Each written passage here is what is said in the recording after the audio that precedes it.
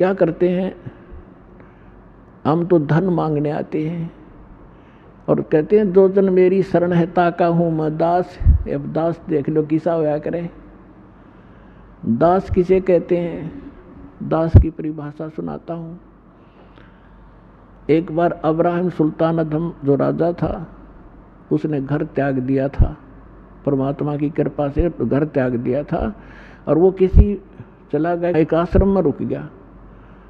उस आश्रम में सब दास कहें अपने आप को, फलाना दास फलाना दास, और थोड़ी बात पर एक दूसरे का न्याख काट दे, लड़ने लगे, तू क्या बन रहा है। तब अब्राहिम सुल्तान अधम जिसकी दास कथा सुनाना जा रहा है, इसका थोड़ा सा लिंक बीच में और आ गया। जब वो घर त्याग गया था, पहले ये राजा था, तो उसने कहा कि भाई आप नाम दास जरूर लिखते हो पर कर्म आपके लक्षण दास के नहीं है। उन्होंने पूछा भाई क्या बात भगत जी, कैसे नहीं।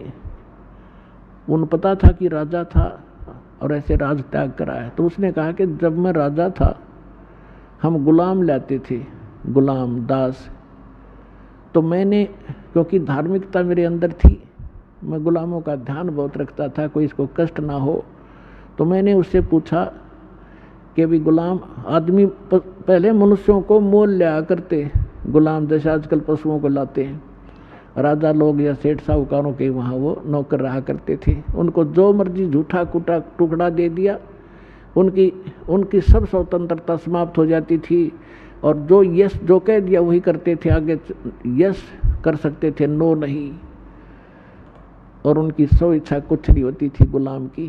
तो अब्राहिम सुल्तान ने कहा कि मैंने उससे पूछा कि ए गुलाम तेरा क्या नाम है।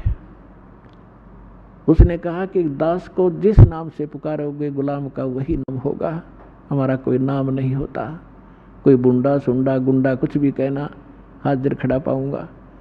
आपको कौन सा भोजन रुचिकार है। कहने लगा दास की कोई इच्छा नहीं होती, जो झूठा कूठा दोगे हम उसी में संतुष्ट होते हैं। तो पुण्यात्माओं कहने का भाव ये है कि वो दास और अपने मालिक के सामने जो आज्ञा होते ही सब कुछ लिए खड़ा रहता है, उसको दास कहते हैं। तो कबीर साहब कहते हैं कि जो जन मेरी शरण है और ताका हूँ मैं दास, और गेल गेल ला गया फिरूं जब तक धरती आकाश।